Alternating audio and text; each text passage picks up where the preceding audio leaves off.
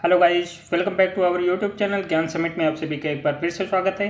जैसा कि आप सभी लोग अपनी स्क्रीन पर देख पा रहे होंगे कि जो आज का आपका टॉपिक रहने वाला है वह आपका संविधान के प्रश्नोत्तरी, जिनका पार्ट फर्स्ट वीडियो मैं आप लोगों के सामने लेकर उपस्थित हुआ हूं और आशा करता हूं कि आप लोगों को यह वीडियो पसंद आएगी। जिन लोगों ने अभी तक मेरे चैनल को सब्सक्राइब ना किया हो प्लीज़ सब्सक्राइब कर लीजिएगा और ज़्यादा से ज़्यादा लोगों तक शेयर कर दीजिएगा, साथ में इस वीडियो को लाइक कर दीजिएगा। आइए हम लोग बढ़ते हैं क्वेश्चन नंबर 1 की तरफ। देखिए क्वेश्चन नंबर 1 आपका कह रहा है कि इनमें से किस अधिनियम के द्वारा प्रांतों में द्वैत शासन आरंभ किया गया था। यानी आपके 4 विकल्प दिए गए हैं, चारों अधिनियम हैं और इनमें से हमें यह बताना है कि प्रांतों में द्वैत शासन किस अधिनियम के अंतर्गत लागू किया गया था। तो पहला आंसर क्या है, भारत शासन अधिनियम 1935। दूसरा है आपका भारतीय स्वतंत्रता अधिनियम 1947। तीसरा है आपका भारतीय परिषद अधिनियम 1909 और चौथा है आपका भारत शासन अधिनियम 1919। तो हम लोग राइट आंसर क्लिक करते हैं तो हमारा राइट आंसर क्या हो जाएगा, भारत शासन अधिनियम 1919। इसे ही हम लोग मॉन्टेग्यू चेम्सफोर्ड सुधार नाम से जानते हैं और प्रथम बार आपके प्रत्यक्ष निर्वाचन की व्यवस्था भी इसी के अंतर्गत की गई थी। क्वेश्चन आप लोगों को समझ में आ गया होगा। आइए हम लोग बढ़ते हैं क्वेश्चन नंबर 2 की तरफ।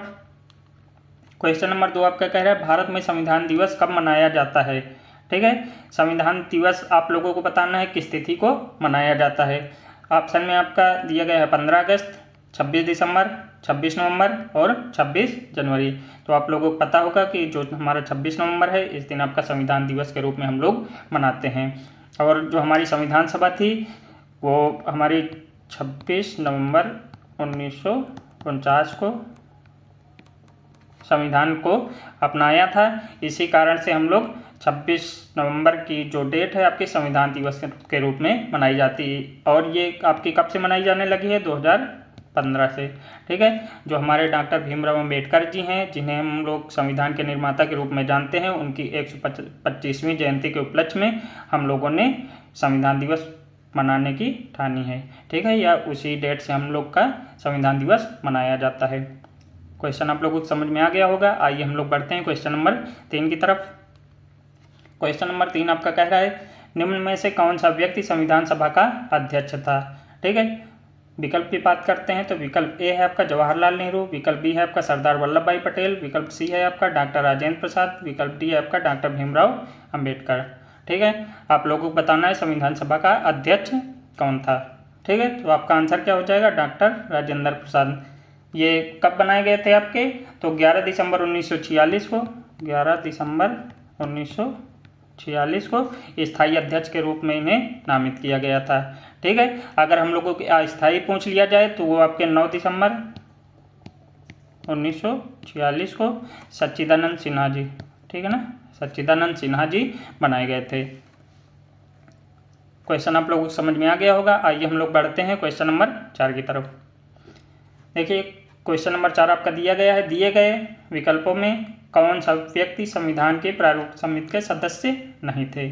ठीक है, विकल्प ए आपका दिया गया है डॉक्टर भीमराव अंबेडकर, विकल्प बी दिया गया है के.एम. मुंशी, विकल्प सी दिया गया है M.K. गांधी, विकल्प डी दिया गया है आपका अल्लाह स्वामी अय्यर। ठीक है, तो आप लोगों को पता होगा कि जो हमारे मोहनदास करमचंद गांधी जी थे वो आपके प्रारूप समिति के सदस्य नहीं थे। बाकी जो भीमराव अम्बेडकर जी, के.एम. मुंशी जी, अल्लाह स्वामी अय्यर जी थे वो आपके प्रारूप समिति के सदस्य थे। ठीक, प्रारूप समिति में कितने सदस्य थे, टोटल 7 सदस्य थे। क्वेश्चन आप लोगों को समझ में आ गया होगा। आइए बढ़ते हैं क्वेश्चन नंबर 5 की तरफ। क्वेश्चन नंबर 5 आपका कह रहा है भारत की संविधान सभा में कुल कितनी महिला सदस्य थी। कई बार आप लोगों के एग्जाम में देखने को ये क्वेश्चन मिल चुका होगा। तो आइए हम लोग ऑप्शन पे बात कर लेते हैं। ऑप्शन ए है आपका 10, ऑप्शन बी है आपका 15, ऑप्शन सी है आपका 25, ऑप्शन डी है आपका 13।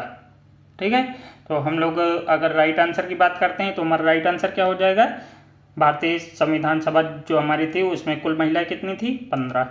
ठीक है, आइए हम लोग बढ़ते हैं क्वेश्चन नंबर 6 की तरफ। क्वेश्चन नंबर 6 भारतीय संसदीय प्रणाली के संदर्भ में कौन सी विशेषताएं सही हैं। ठीक है, तो आपका ऑप्शन दिया गया है संसद की संप्रभुता, ऑप्शन बी है आपका गणतांत्रिक व्यवस्था, ऑप्शन सी है आपका प्रधानमंत्री निचले सदन का सदस्य होना चाहिए, ऑप्शन डी है आपका मंत्री का विधिक उत्तरदायित्व। ठीक है, तो आपका राइट आंसर इसमें से क्या हो जाएगा, गणतांत्रिक व्यवस्था। ठीक है, ये हमारी संसदीय जो प्रणाली है तो इसका ये हिस्सा है या इसकी विशेषता कही जाती है। ठीक है, इसके बाद आइए हम लोग बढ़ते हैं क्वेश्चन नंबर 7 की तरफ। क्वेश्चन नंबर 7 आपका कह रहा है अमेरिकी संविधान के बारे में सही विशेषता नहीं है भारत में ग्रहण की गई विशेषताओं के संदर्भ में। ठीक है, क्वेश्चन आप लोग पहले अच्छे समझ लीजिए, दोबारा मैं क्वेश्चन को रीड किए दे रहा हूँ। अमेरिकी संविधान के बारे में सही विशेषता नहीं है भारत में ग्रहण की गई विशेषताओं के संदर्भ में।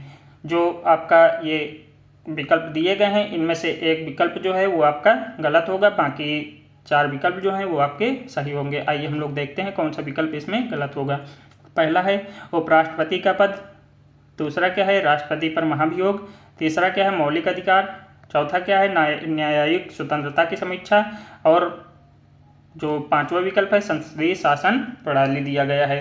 तो इसका अगर हम लोग राइट आंसर की बात करते हैं तो इसका आंसर क्या हो जाएगा, संसदीय शासन प्रणाली जो है ये अमेरिकी संविधान के विशेषता नहीं है। ठीक है, बाकी ये चारों जो ऊपर दिए गए हैं ये अमेरिकी संविधान की विशेषता हैं। अच्छा, संविधान के संसदीय शासन प्रणाली जो है हमारे संविधान में ये कहाँ से ली गई है, ये आपका हो जाएगा ब्रिटेन। ठीक है, याद रखिएगा आप लोग। देखिए क्वेश्चन नंबर 8 आपका कह रहा है कि विचार करें। ठीक है, पहला आपका दिया है समानता और बंधुत्व फ्रांस, विधि का शासन अमेरिका, तीसरा है आपका सदनों की संयुक्त बैठक ऑस्ट्रेलिया, चौथा है विधि द्वारा स्थापित प्रक्रिया जापान।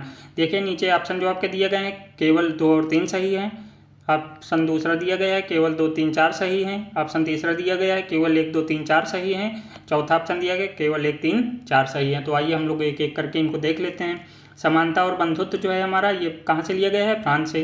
वेदिका शासन जो है आपका ये आपका गलत दिया गया है, ये अमेरिका से नहीं आपका ब्रिटेन से लिया गया है। ठीक है, और सदनों की संयुक्त बैठक यानी ये हमारा ऑस्ट्रेलिया से लिया गया है, और विधि द्वारा स्थापित प्रक्रिया ये आपका जापान से लिया गया है। यानी आपके 1, 3, 4 यानी चौथा ऑप्शन आपका सही हो जाएगा।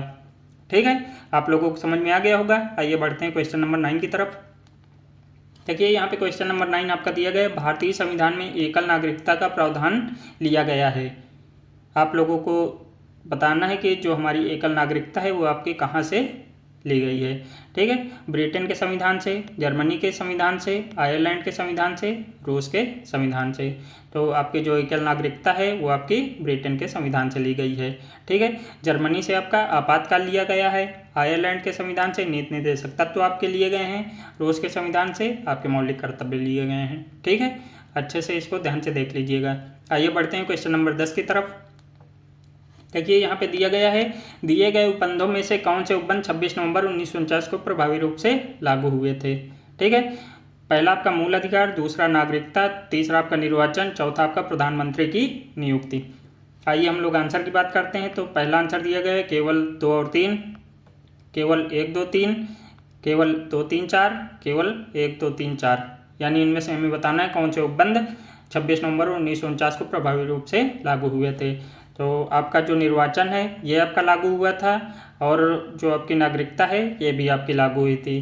ठीक है, तो यानी आपका आंसर क्या हो जाएगा, केवल 2 और 3। ठीक है, और इसके साथ में कुछ अन्य अनुच्छेद भी लागू हुए थे उसी दिन से। तो कभी इस बारे में हम लोग फ्री टाइम में चर्चा करेंगे अगले क्लास में। आइए हम लोग बढ़ते हैं नेक्स्ट क्वेश्चन की तरफ, और यहीं से हमारी सीरीज का अंत होता है। तो आशा करता हूँ आप लोगों को वीडियो पसंद आई होगी। अगर पसंद आई है तो प्लीज़ लाइक, सब्सक्राइब और शेयर कर दीजिएगा। चलिए मिलते हैं हम लोग नेक्स्ट वीडियो के साथ में। तब तक आप सभी लोगों से विदा लेना चाहूँगा। Bye bye.